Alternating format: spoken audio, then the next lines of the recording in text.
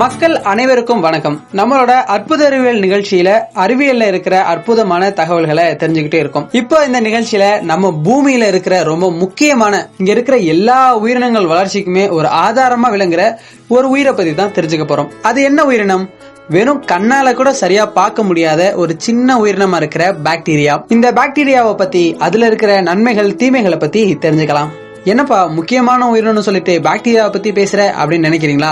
இன்னைக்கு நம்ம நிகழ்ச்சியை ஃபுல்லா கேட்டு பாருங்க, உங்களுக்கே புரியும் நம்ம பாக்டீரியா எந்த அளவுக்கு ஒரு முக்கியமான உயிரினம் அப்படின்னு. சரி வாங்க நம்ம நிகழ்ச்சியை தொடங்கிடலாம். இது நம்ம கடலோசை FM 90.4 மற்றும் விஞ்ஞான் பிரசார் அமைப்பின் அறிவியல் பலகை இணைந்து வழங்கும் அற்புத அறிவியல் நிகழ்ச்சியை தொகுத்து வழங்குறதுக்காக வந்திருக்கிறது நான் அலெக்ஸ் பாண்டியன்.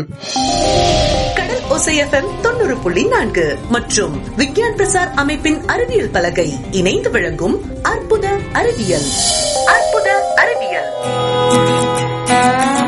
இன்னைக்கு நம்ம அற்புத அறிவியல் நிகழ்ச்சியில 4வது பகுதியில 2வது அத்தியாயமான பாக்டீரியாக்களின் நன்மைகளும் தீமைகளும் பற்றி தெரிஞ்சுக்க போறோம்.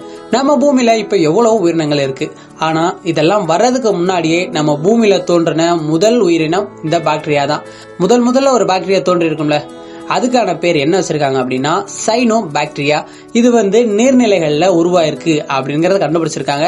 அப்படியே இந்த உயிரினங்கள் பரிணாமம் அடைய எல்லா உயிரினங்களையும் இந்த பாக்டீரியா வாழ ஆரம்பிச்சிருக்கு. ஏன் இப்ப நம்மளோட உடம்பு எடுத்துக்கிட்டா கூட இதுல எக்கச்சக்கமான பாக்டீரியா இருக்கு. என்னப்பா சொல்றான், நம்ம உடம்புல பாக்டீரியா இருக்கா அப்படின்னு கேட்டா, நம்ம உடம்புல நம்மளோட செல்கள் எவ்வளவு இருக்கோ அதை விட அதிகமாவே பாக்டீரியா இருக்கு அப்படிங்கறத கண்டுபிடிச்சிருக்காங்க.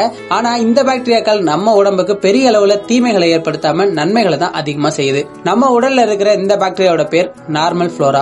இது நம்மளோட குடல் பகுதி, தோல் பகுதி, அப்புறம் நம்ம வாய்ப்பகுதி எல்லாம் கோடிக்கணக்கில் இருக்கு அப்படிங்கறத கண்டுபிடிச்சிருக்காங்க. நம்ம சாப்பிட்ற உணவுகள் செரிமானம் ஆறதுக்கும், நம்மளோட ரத்த அணுக்கள் உருவாகிறதுக்கும், நம்ம உடம்புக்குள்ள வேற ஏதாவது நோயை ஏற்படுத்தக்கூடிய நுண்ணுயிரிகள் உள்நுழையாம இருக்கிறதுக்கு இந்த பாக்டீரியா ஒரு தடுப்பணையா இருக்கு. இப்படி இந்த பாக்டீரியா நம்ம உடம்புக்குள்ள நிறைய நல்ல விஷயங்கள் பண்ணுது. இன்னைக்கு இந்த பாக்டீரியாவோட நல்ல விஷயங்களையும் இந்த பாக்டீரியால ஏற்படுற கொஞ்சம் தீமைகளையும் பத்தி தான் தெரிஞ்சுக்க போறோம். அதற்கு முன்னாடி இந்த பாக்டீரியாவை யார் கண்டுபிடிச்சா, எப்படி கண்டுபிடிச்சாங்கிற ஒரு சின்ன கதையை தெரிஞ்சுக்கலாம். உலக உயிர்கள் எல்லாத்துக்குமே ஒரு பெரிய முக்கியமான உயிரினம் இந்த பாக்டீரியா அப்படின்னு சொன்னா, இதை கண்டுபிடிக்க எவ்வளவு கஷ்டப்பட்டிருப்பாங்க அப்படின்னு யோசிச்சா, அப்படி ஒரு பெரிய கஷ்டப்பட்டுனா இது கண்டுபிடிக்கல. இது ஒரு எதேச்சியா கண்டுபிடிக்கப்பட்ட ஒரு உயிரினம் தானா. நெதர்லாந்து அப்படின்னு ஒரு நாட்டுல 1600களில் வாழ்ந்த ஒரு நுண்ணோக்கி தயாரிப்பாளரான ஆண்டனி வான் லீவன்ஹாக் அப்படிங்கிற ஒரு கண்டுபிடிப்பாளர் தான் இந்த பாக்டீரியாவை கண்டுபிடிச்சிருக்காங்க. அதுவும் எப்படி கண்டுபிடிச்சாங்க அப்படின்னா, ஒரு நுண்ணோக்கியை கண்டுபிடிச்சிருக்காங்க. அந்த நுண்ணோக்கி மூலமா தாங்கிட்ட இருக்கிற சில விஷயங்களை ஆராய்ச்சி பண்ணிட்டு இருக்கும் போது எதேச்சியா அவங்க கண்ணுல ஏதோ ஒரு உயிரினம் அசைகிற மாதிரி தெரிஞ்சிருக்கு. அது என்ன உயிரினம் அப்படின்னு அந்த சோதனையை பெருசாக்குறப்போ அதுதான் பாக்டீரியா. அப்படியே இந்த பாக்டீரியா நம்ம உடம்புக்குள்ள இருக்கிறதும், நம்ம தோல் பகுதியில் இருக்கிறதும், மற்ற உயிரினங்கள்ல இருக்கிறதும் தெரிய வருது. அப்படியே உலகம் முழுவதும் இந்த பாக்டீரியா பத்தின விஷயங்களும் பெருசாகுது. அதுக்கப்புறம் தான் நம்மளோட உடம்புக்குள்ள வேற ஒரு உயிரினங்கள் சேர்ந்து வாழுது அப்படிங்கறது நம்மளுக்கு தெரிய வந்திருக்கு. பாக்டீரியா அப்படிங்கிற ஒரு உயிரினத்தோட தொகுப்பு தான் நம்ம மனித உடம்பாவே இருக்கு அப்படிங்கிற விஷயத்த கூட கண்டுபிடிச்சிருக்காங்க.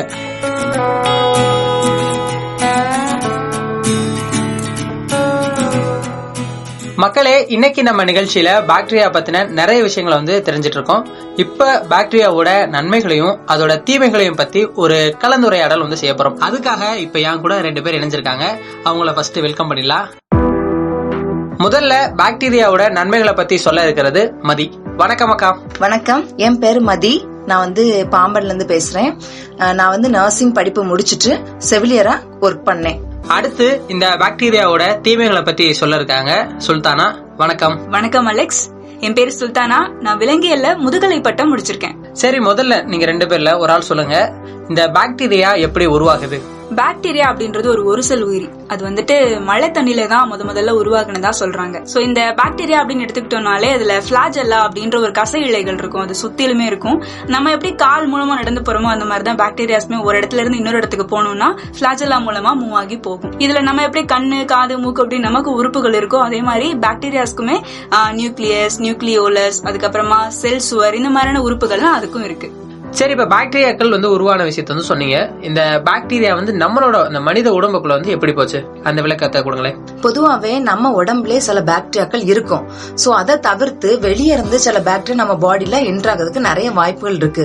சோ இது எது மூலமெல்லாம் உள்ள நம்ம பாடிக்குள்ள என்டர் ஆகுதுன்னா, நம்ம பாடியில எங்கெங்கெல்லாம் ஓபன் ஸ்பேஸ் இருக்கோ, அதாவது நம்ம வாய், மூக்கு, காது, அந்த துவாரங்கள், அந்த ஓட்டைகள் வழியெல்லாம் நம்ம பாடிக்குள்ள இந்த பாக்டீரியா என்டர் ஆக நிறைய வாய்ப்புகள் அதிகமா இருக்கு. இப்போ ஒரு அம்மாவோட வயித்துல ஒரு குழந்தை இருக்குன்னா, அந்த குழந்தைக்கு அந்த பாக்டீரியா இருக்காது. எப்ப அந்த குழந்தை டெலிவரி ஆகி வெளியே வர்றாங்களோ, அந்த வழி, அந்த வெளியே வர அந்த வழியாவும் பாக்டீரியா அந்த குழந்தைய அஃபெக்ட் பண்ண வாய்ப்பு இருக்கு.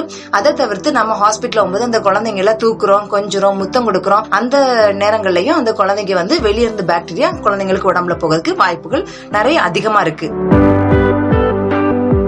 சரி, முதல்ல இந்த பாக்டீரியாவோட தீமைகள் என்னென்ன, அதை பத்தி சொல்லுங்களேன். தீமைகள் அப்படின்னு எடுத்துக்கிட்டோம்னா, பாக்டீரியா மூலமா நமக்கு நிறைய நோய்கள் வருது. காலரா, டைபாய்டு, அப்புறம் மலேரியா இருக்கு இல்லையா, அது நீங்க நினைக்கலாம் கொசு மூலமா தானே வருது அப்படின்னு நினைக்கலாம். ஆனா அந்த கொசுல இருக்கக்கூடிய பாராசைட் நம்ம உடம்புக்குள்ள போறதன் மூலமாவும் நமக்கு இந்த மாதிரியான பிரச்சனைகள்லாம் வருது. இப்போ காலரா நோயை ஏற்படுத்தக்கூடிய பாக்டீரியா எதுனா விப்ரியோ காலரே.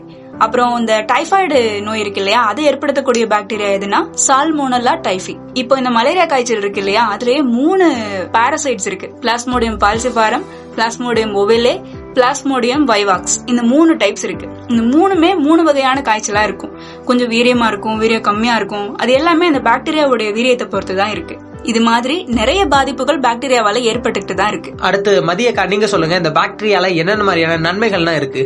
எவ்வளவு பாக்டீரியா நம்ம உடம்புக்கு கெடுதலை கொண்டு வந்தாலுமே சில நல்ல பாக்டீரியாவும் நம்ம பாடிக்கு நல்லது செய்யற மாதிரி இருக்குது. அதனால நிறைய நன்மைகள் நமக்குள்ள இருக்கு. இப்ப நம்ம உடம்புல இருக்கிற அந்த பாக்டீரியோட பேர் நார்மல் ஃப்ளோரா அப்படின்னு சொல்லுவாங்க. இந்த பாக்டீரியா எங்க இருக்குன்னா, நம்ம குடல் பகுதியில இருந்து இது என்ன பண்ணுனா, விட்டமின் கே இது ப்ரொடியூஸ் பண்ணுது.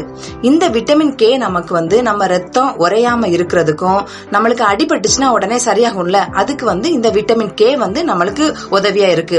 அதே மாதிரி விட்டமின் B7, B9 இந்த மாதிரி 2 இருக்கு. இதுல B7 என்ன சொல்லுவாங்கன்னா பயோட்டின் சொல்லுவாங்க. இது நம்ம நகம், முடி, தோல் இது வளர்றதுக்குலாம் இது ரொம்ப உதவியா இருக்கும். அதே மாதிரி விட்டமின் B9 நம்ம DNA, ரத்த சிவப்பணுக்கள், ரத்த வெள்ளை அணுக்கள் இதெல்லாம் உற்பத்தி ஆகுறதுக்கும் இதோட வளர்ச்சிக்குமே ரொம்ப நம்மளுக்கு உதவியா இருக்கும். 2-3 தீமைகள் இருந்தாலும் கூட பாக்டீரியா நம்ம உடம்புக்கு ரொம்பவே நல்லதை கொடுக்குது. சரி, இப்ப நீங்க 2 பேருமே இந்த பாக்டீரியாவால ஏற்படுற நன்மைகள் என்ன, தீமைகள் என்ன அப்படிங்கிற விஷயத்த சொன்னீங்க. இப்போ இந்த பாக்டீரியா நம்ம உடம்புக்கு முக்கியம் இல்லையா, அதை பத்தி சொல்லுங்களேன். 50% அதுல நன்மையும் இருக்கு, 50% அதுல தீமையுமே இருக்கு.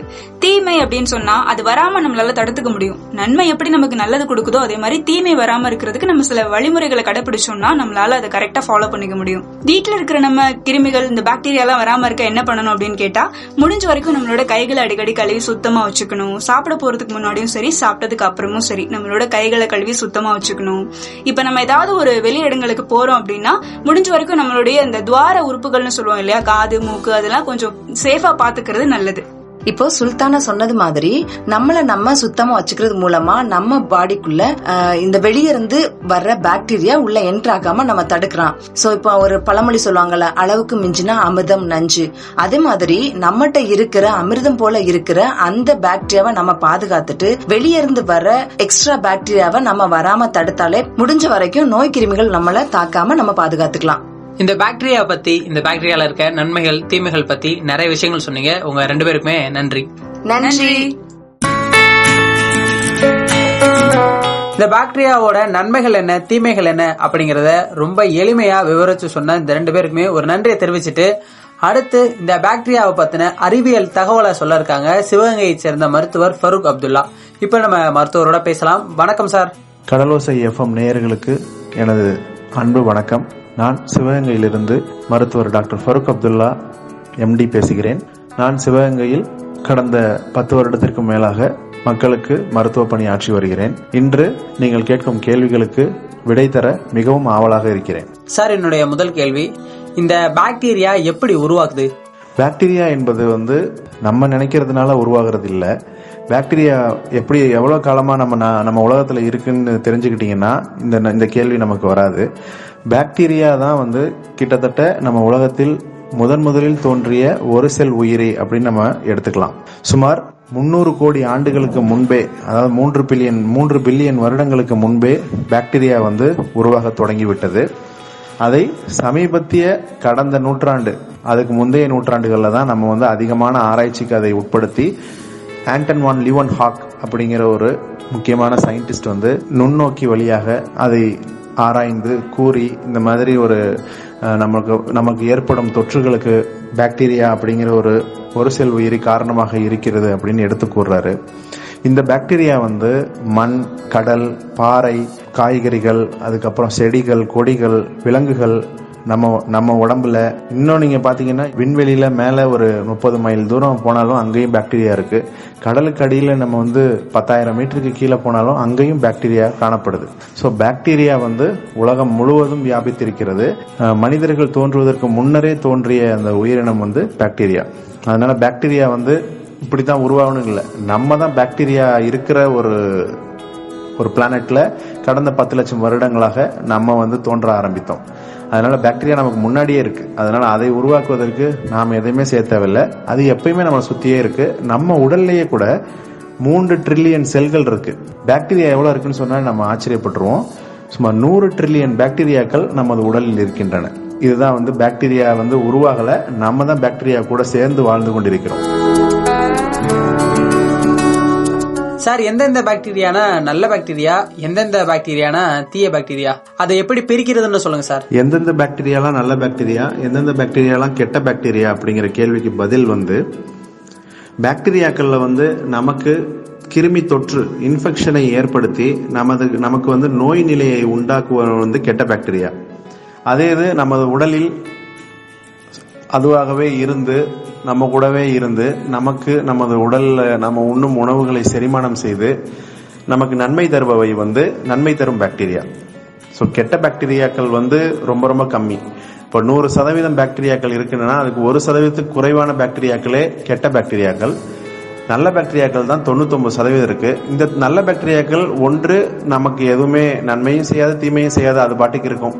இரண்டாவது, நன்மை தரக்கூடிய நம்ம உண்ணக்கூடிய உணவுகளை செரிமானம் செய்யக்கூடிய, நமக்கு அதையும் மேற்பட்ட ஆன்டி ஆக்சிடென்ட் அப்படின்னு சொல்லக்கூடிய, நமக்கு ரத்த நாளங்களுக்கு நன்மை தரக்கூடிய, நீரிழிவை கட்டுப்படுத்தக்கூடிய போன்ற பல நன்மைகளை வந்து தரக்கூடிய நல்ல பாக்டீரியா இருக்கு. ஸோ கெட்ட பாக்டீரியாக்கள் மிக குறைவு. சார், எந்தெந்த உணவுகள்ல பாக்டீரியா அதிகமா இருக்கும்னு சொல்லுங்க சார். எந்தெந்த உணவுகள்ல பாக்டீரியா அதிகமா இருக்கும் அப்படிங்கிற கேள்வியில வந்து, நல்ல பாக்டீரியா, நம்ம உடம்புக்கு, குடலுக்கு நல்லது செய்யக்கூடிய பாக்டீரியா எந்தெந்த உணவுகள் எல்லாம் அதிகமா இருக்குன்னு பாத்தீங்கன்னா, தயிர்ல இருக்கு, யோகட் அப்படின்னு சொல்றது, சீஸ்ல இருக்கு, பால்ல இருக்கு. நம்ம வந்து ஒரு நாள் கஞ்சின்னு குடிக்கிறோம் இல்லையா, பழைய கஞ்சி, அந்த பழைய கஞ்சியுமே வந்து ஒரு ஆசிட் ஃபெர்மெண்டேஷனுக்கு உள்ளான விஷயம்தான். அதுலயுமே நிறைய நல்லது செய்யக்கூடிய பாக்டீரியாக்கள் இருக்கு. கெஃபிர் அப்படின்னு சொல்லக்கூடிய ப்ரோபயாட்டிக் உணவு, கொம்புச்சா, ஆப்பிள் சிடர் வினிகர், இது எல்லாத்துலயுமே நல்லது விளைவிக்கக்கூடிய பாக்டீரியா இருக்கு.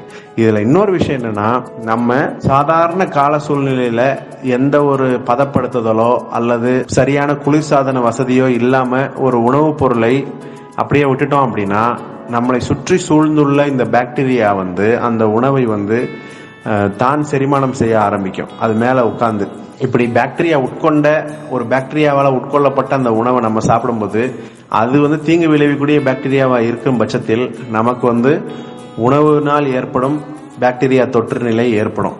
இதுதான் ஃபுட் பாய்சனிங் அப்படின்னு சொல்லுவோம்.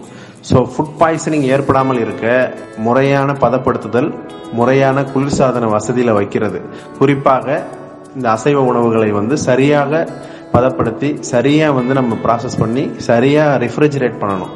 அப்பதான் அது கெட்டு போகாம அதுல பாக்டீரியா, வேற வகையான ஒரு செல் உயிரிகள் எதுவுமே வந்து குடி புகாம இருக்கும், பாதுகாப்பா இருக்கும். சார், நீங்க ஒரு மருத்துவர், நீங்க சொல்லுங்க, இந்த மருத்துவத்துறையில பாக்டீரியாவோட பங்கு என்ன? மருத்துவத்துறையில் இந்த பாக்டீரியாவுடைய பங்கு என்ன அப்படின்னா, மனித இனம் உருவாவதற்கு முன்னரே தோன்றிய ஒரு உயிரினமாக இந்த பாக்டீரியா இருக்கு. ஆனா மனித இனம் என்ன நினைச்சிட்டு இருந்துச்சு அப்படின்னா, தனக்கு நேரும் நோய்கள், இப்ப பிளேக் நோய் இருந்துச்சு அப்படின்னா, அந்த பிளேக் நோயெல்லாம் வந்து ஒரு எர்சினியா பெஸ்டிஸ் அப்படின்னு சொல்ற இந்த பாக்டீரியாவாலேயே உருவாகிறது கிடையாது, எலினால உருவாகிறது அல்லது கெட்ட வாடையினால, துர்நாற்றம்னால அல்லது தீய சக்திகள்னால உருவாகிறது அப்படின்னு நினைச்சிட்டு இருந்தாங்க. இருந்தோம். ஆனால் கடந்த 2 நூற்றாண்டுகள்ல அறிவியல் முன்னேற்றம் அடைந்த பிறகு பாக்டீரியா என்றும் நுண்ணுயிரி இருக்கு. இந்த நுண்ணுயிரிகள்ல சில நுண்ணுயிரிகள் நமக்கு தீங்கு விளைவிக்கின்றன. இப்படி தீங்கு விளைவிக்கும் நுண்ணுயிரிகள் நம்ம உடலுக்குள்ள வரும்போது அதனாலதான் பிளேக்கு, அதனாலதான் டைபாய்டு, இந்த மாதிரி காய்ச்சல்கள் அதெல்லாம் உருவாகுது. காசநோய், அப்புறம் லெப்ரசின்னு சொல்றோம் இல்லையா, அதெல்லாம் வருது அப்படின்னு நம்ம கண்டறிஞ்சிட்டோம். சோ இது மாதிரி கண்டறிஞ்ச பிறகு இதற்கு எதிரான மருந்துகளை மனித இனம் கண்டறிய தொடங்கியது. அதுல முக்கியமான ஒரு டர்னிங் பாயிண்டாக கண்டறியப்படுவது இந்த அலெக்சாண்டர் பிளமிங் என்ற ஒரு அறிவியலாளர் கண்டறிந்த பெனிசிலியம் நொட்டேட்டம் அப்படிங்கிற ஒரு பூஞ்சை மேல இந்த ஒரு பூஞ்சையிலிருந்து கிடைத்த ஆன்டிபாக்டீரியம், அதான் நம்ம பெனிசிலின் அப்படின்னு சொல்றோம். இந்த பெனிசிலின் கண்டறியப்பட்டதுதான் மிக மிக முக்கியமான அறிவியல் கண்டுபிடிப்பு. இதனால் பல மரணங்கள் தடுக்கப்பட்டுள்ளன. ஏன்னா அந்த பெனிசிலின் கண்டறியப்படுவதற்கு முன்பெல்லாம் பாத்தீங்கன்னா சாதாரண சிராய்ப்பு, சாதாரண ஒரு ஆணி குத்துற புண்ணுலாம் கொடுந்தீங்கு விளைவிக்கும் பாக்டீரியாக்களின் தொற்றினால் கை கால்களை எடுக்க வேண்டிய நிலைமை, இல்ல மரணமே சம்பவிக்கும் நிலைமையெல்லாம் இருந்துச்சு. இப்போ அந்த நிலைமையெல்லாம் தாண்டி நம்ம பாக்டீரியாக்களுக்கு எதிராக ஆன்டிபயோட்டிக்குகள் அப்படிங்கிற மருந்துகளை கண்டறிந்துள்ளோம். இப்ப நவீன மருத்துவம் இன்னமும் ஆராய்ச்சிகளை இன்னும் மேம்படுத்தி நம்ம உடல்லையே நல்லது விளைவிக்கிற நிறைய பாக்டீரியா இருக்கு. அதை எவ்வாறு அதிகரிப்பது, எப்படி தீங்கு விளைவிக்கும் பாக்டீரியாக்களின் விளைவுகளை கட்டுப்படுத்துவது அப்படிங்கிற பாணியில ஆராய்ச்சிகள் சென்று கொண்டிருக்கின்றன. இதுவே பாக்டீரியாவுக்கும் நம்ம மருத்துவத்திற்குமான தொடர்பு. சார், நம்மளோட உலகத்துல முதல்ல தோன்ற உயிரினம் பாக்டீரியா அப்படின்னு சொல்றாங்க. ஸ்கூல் படிக்கும் போது அமீபா தான் முதல்ல தோன்ற உயிரினம் அப்படின்னு சொல்றாங்க. இந்த பாக்டீரியாவுக்கும் அமீபாக்கும் உள்ள வித்தியாசம் என்ன சார்? இரண்டுமே ஒரு செல் உயிரி தான். ஆனா பாக்டீரியா என்பது ஒரு புரோகாரியோட்ஸ் அப்படிங்கிற ஒரு குழுல வரும். அமீபா யூகாரியோட்டுங்கிற குழுல வரும். இந்த புரோகாரியோட் இருக்கிற பாக்டீரியாக்களுக்கு அவை தானாகவே சுயமாக இயங்க ஒரு நியூக்ளியை இருக்காது. நியூக்ளியை என்பது செல்லுக்கு நடுவில் இருக்கிற ஒரு அதிகார மண்டலம். அதுதான் செல்லுடைய நிர்வாக மண்டலமா இருக்குது, நிர்வாக செயல் மண்டலமா இருக்கு. அந்த நியூக்ளியை இருக்காது. அமீபாக்கு நியூக்ளியஸ் இருக்கும். பாக்டீரியால பாத்தீங்கன்னா டிஎன்ஏக்கள் இருக்கும். அதனாலதான் அந்த டிஎன்ஏக்கள் 2 ஆகி 1 2 ஆகிறது, 2 4 ஆகிறது அந்த வேலையை செய்யும். பாக்டீரியாக்கள் அளவில் மிக மிக சிறியவை. அமீபாக்கள் பாக்டீரியாக்களை விட 10 மடங்கு அளவில் பெரியவை. ஆனா பாக்டீரியால நல்ல பாக்டீரியா, கெட்ட பாக்டீரியா இருக்கு. ஆனா அமீபா நம்ம உடலை பொறுத்த வரைக்கும் சில கெட்ட விஷயங்களை செய்யக்கூடியதா இருக்கு. அமீபிக் டிசென்ட்ரி அப்படின்னு சொல்லிட்டு நம்மளுடைய குடல்ல போய் தொற்று ஏற்பட்டுச்சுன்னா நமக்கு பேதி, இந்த மாதிரி வியாதிகளை உருவாக்கக்கூடியதாக இருக்கு. அமீபா என்பதும் பாக்டீரியா என்பதும் வேறு வேறு, இரண்டும் ஒன்றல்ல. சார், ஒரு பாக்டீரியாவோட ஆயுட்காலம் எவ்வளவு சார்? பாக்டீரியாவோட ஆயுட்காலத்தை பத்தி சொல்லணும்னா, பாக்டீரியா ஒரு செல் உயிரி. அது 2ஆ உடையும். அதுக்கப்புறம் 2ல இருந்து 4 ஆகும். 4ல இருந்து அப்படியே உடைஞ்சு பல செல்கள் சேர்ந்து, பல பாக்டீரியாக்கள் சேர்ந்து ஒரு குழுமமாவும் கூட்டமாவும் வாழும். அதனால இந்த பாக்டீரியா எவ்வளவு நாள் உயிரோட இருந்துச்சு அப்படிங்கறத தெள்ள தெளிவா நம்மளால கண்டுபிடிக்கவே முடியாது. ஆனாலும் பாக்டீரியாக்களை பொறுத்த வரைக்கும் ஒரு மனித உடல் அல்லது விலங்கோட உடல் இது இல்லாம வெளியில பாத்தீங்கன்னா சில மணி நேரங்களில் இருந்து சில வருடங்கள் வரைக்கும் உயிரோட இருக்கும் தன்மையுடையதாக இருக்கிறது. சில இடங்கள பாத்தீங்கன்னா அதோடைய கெப்பாசிட்டியை மீறி அது ரொம்ப நாள் உயிரோட இருந்து திருப்பி அதற்கு உகந்த சூழ்நிலை, கால சூழ்நிலை வரும் பொழுது திருப்பி மீண்டும் உயிர் தெழக்கூடிய நடவடிக்கைகள்லாம் பாக்டீரியாக்கள்ல பார்க்க முடியும். பாக்டீரியா பத்தி என்னுடைய கேள்விகளுக்கு இப்ப மருத்துவர் அவர்கள் சிறப்பான பதில்கள் சொன்னாங்க இல்லையா? இப்ப அடுத்து நம்ம மக்கள் இந்த பாக்டீரியா பத்தி சில கேள்விகள் கேட்க இருக்காங்க. அது என்னென்ன கேள்விகள், அதுக்கு மருத்துவர் என்னென்ன பதில் சொல்றாங்க அப்படிங்கறத தொடர்ந்து கேட்கலாம். வணக்கம், என் பேரு ஜெபிஷன், பாமன்ல இருந்து பேசுறேன். இப்ப இந்த மாவு புளிக்கிறது இதுக்கெல்லாம் இந்த பாக்டீரியா உதவும்னு சொல்றாங்க இல்லையா? உணவு நொதித்தல்ல பாக்டீரியாவோட பங்களிப்பு என்ன அப்படின்றத கொஞ்சம் தெளிவா சொன்னீங்கன்னா கொஞ்சம் பயனுள்ளதாக இருக்கும். உணவு நொதித்தலில் பாக்டீரியாக்களின் பங்கு என்ன? உணவு என்பது நொதித்தல் அப்படிங்கிற ப்ராசஸ். நொதித்தல் என்பது ஃபெர்மெண்டேஷன் அப்படிங்கிறோம். இந்த ஃபெர்மெண்டேஷன் காஸ் பண்ற பாக்டீரியாஸ் பெயர்கள்னா லாக்டோபாசில்லஸ், லாக்டோகாக்கஸ் லாக்டிஸ், பீடியோகாக்கஸ், இந்த மாதிரி பாக்டீரியாக்கள் உணவில் உள்ள மாவுச்சத்து பொருள் அதை அது கிரகித்து அது செரிமானம் செய்து வேறொரு பொருளாக உருமாற்றம் செய்கிறது. இதுதான் நொதித்தல்ங்கிறோம். இந்த ஃபெர்மெண்டேஷன் ப்ராசஸை 2ஆக பிரிக்கலாம். ஒன்று ஆசிட் ஃபெர்மெண்டேஷன், இன்னொன்று ஆல்கஹால் ஃபெர்மெண்டேஷன். ஆசிட்னா அமில நொதித்தல், ஆல்கஹால் அப்படிங்கிறது மது போன்ற பானங்களை உருவாக்குறதுக்காக உருவாகிற நொதித்தல். ஸோ இந்த நமக்கே புரியும். இப்போ ஆசிட் நொதித்தல் எங்கெல்லாம் யூஸ் ஆகுதுன்னு பார்த்தீங்கன்னா, ஒரு தயிர் உருவாகிறது. எப்படி நம்ம வீட்டில் தயிர் உருவாக்குறோம், தயிரில் வந்து இந்த உரமோர் அப்படின்னு சொல்லுவாங்க. முந்தின நாள் தயிரை கொஞ்சம் வச்சிருந்து அடுத்த நாள் வந்து அந்த பாலில் வந்து அதை நம்ம வச்சுட்டு ஓவர் நைட் விட்டுட்டு பார்த்தோம்னா அந்த பால் வந்து கெட்டியாகி தயிராக மாறி இருக்கும். இதுதான் அமில நொதித்தல். ஸோ அது ஃபுல்லாகவே லாக்டிக் ஆசிட் பாக்டீரியா வந்து அந்த பாலில் ஆக்ட் பண்ணி அங்கே இருக்கிற அந்த கார்போஹைட்ரேட்டை வந்து செரிமானம் செய்து நமக்கு வந்து தயிராக தருகிறது. இதே இது பழங்கள் பார்த்தீங்கன்னா, ஆப்பிள், அப்புறம் கிரேப்ஸ், இது போன்ற பழங்களை வந்து அதிக நேரம் நொதித்தலுக்கு உள்ளாக்கும் போது இந்த பாக்டீரியாக்கள் அதில் வேலை செய்யும் போது ஆல்கஹால் ஃபெர்மெண்டேஷனுக்கு உள்ளாகி சில நாட்களிலோ சில வருடங்களுக்கு பிறகு ஆல்கஹால் உருவாகும் அமிலத்துக்கு பதிலாக. ஸோ அதை தான் நம்ம வந்து மதுவா, வைன்ஸ்ன்னு சொல்லிட்டு மதுவா யூஸ் பண்றோம். ஸோ இது வகையாக 2 வகையான நொதித்தல் வந்து நமக்கு உபயோகரமாக இருக்கின்றன.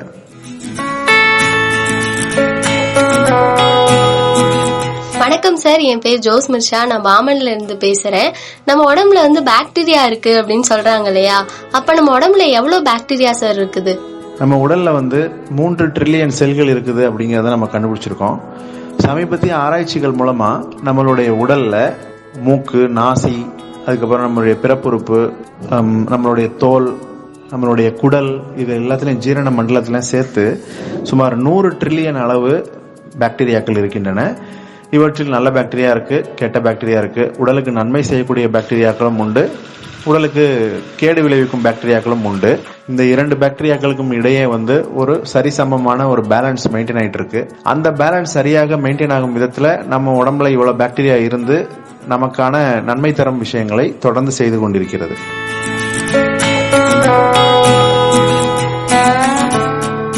என்னோட பெயர் ஷாலினி. நான் வந்து பாமன் சேதுபதி நகர்ல இருந்து பேசுறேன். என்னோட கேள்வி என்னன்னா, நம்ம சாப்பிட்ட பிறகு நம்ம உணவு சாப்பிடுற சாப்பாடு செரிமானம் ஆகுறதுக்கு இந்த பாக்டீரியா எப்படி உதவுது? உணவு செரிமானத்திற்கு இந்த பாக்டீரியா எப்படி உதவுதுன்னு பாத்தீங்கன்னா, நம்ம உடல்ல நம்ம ஒரு உணவை சாப்பிட்ட உடனே அதுல ஸ்டார்ச் அப்படின்னு சொல்லிட்டு ஒரு மாவுச்சத்து இருக்கு. இந்த ஸ்டார்ச்சை வந்து செரிமானம் செய்யக்கூடிய கெப்பாசிட்டி நமது உடல்ல இருக்கு. ஆனாலும் அந்த ஸ்டார்ச்லயே வந்து காம்ப்ளெக்ஸ் ஸ்டார்ச் அப்படின்னு சொல்லக்கூடிய கட்டுமானங்கள், ரொம்ப வந்து கடினமான கட்டுமானம் கொண்ட அந்த மாவுச்சத்து பொருள்களை வந்து செரிமானம் செய்யக்கூடிய வசதி வந்து நம்மளுடைய ஜீரண மண்டலத்துக்கு இல்லை. அந்த வசதி குறைபாடை ஈடு செய்யக்கூடிய விதத்துல செயல்படுறது நம்மளுடைய பாக்டீரியாக்கள். நம்ம குடல்ல இருக்குன்னு சொன்ன ஏற்கனவே வந்து 100 ட்ரில்லியன் பாக்டீரியாக்கள் இருக்கின்றன என்று.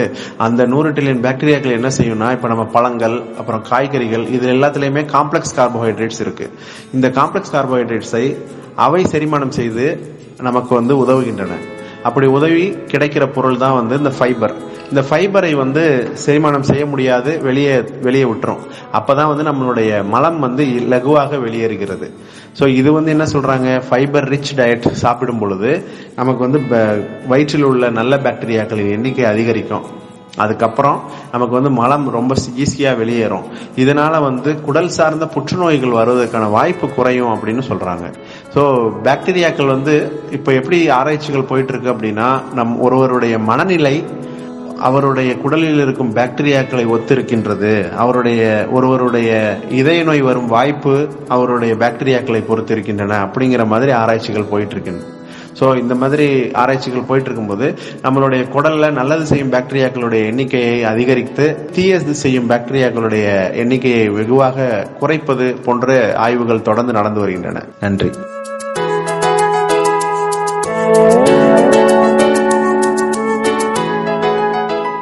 இந்த பாக்டீரியா நல்லதோ கெட்டதோ, ஆனா அதோட பங்கு இங்க மனுஷங்களுக்கும் பூமியில இருக்கிற மற்ற உயிரினங்கள் வளர்ச்சிக்குமே ரொம்ப முக்கியமானதா இருக்குல்ல. இன்னைக்கு இந்த பாக்டீரியாவை பத்தின நிறைய சிறப்பான தகவலை வந்து கேட்டீங்க. இந்த தகவல் எல்லாம் உங்களுக்கு பயனுள்ளதா இருக்கும்னு நம்புறேன். இந்த நம்பிக்கையோட இன்னைக்கான நிகழ்ச்சியை நிறைவு செஞ்சுக்கிறேன். இன்னைக்கு நம்ம நிகழ்ச்சியில இந்த பாக்டீரியாவோட நன்மைகள் தீமைகள் பத்தின சூப்பரான விஷயங்களை சொன்ன மதி சுல்தானா அவங்களுக்கும், அறிவியல் ரீதியா இந்த பாக்டீரியாவை பத்தின பல கேள்விகளுக்கு பதில் சொன்ன மருத்துவர் ஃபருக் அப்துல்லா அவர்களுக்கும் நன்றி தெரிவிச்சிடலாம். நீங்க இவ்வளவு நேரம் கேட்டுட்டு இருந்தது நம்ம கடலோசை FM 90.4 மற்றும் விக்யான் பிரசார் அமைப்பின் அறிவியல் பலகை இணைந்து வழங்கும் அற்புத அறிவியல் நிகழ்ச்சி. இப்ப நான் கிளம்புறேன். மீண்டும் உங்களை அடுத்த ஒரு அற்புத அறிவியல் நிகழ்ச்சியில சந்திக்கிறேன். நன்றி, வணக்கம்.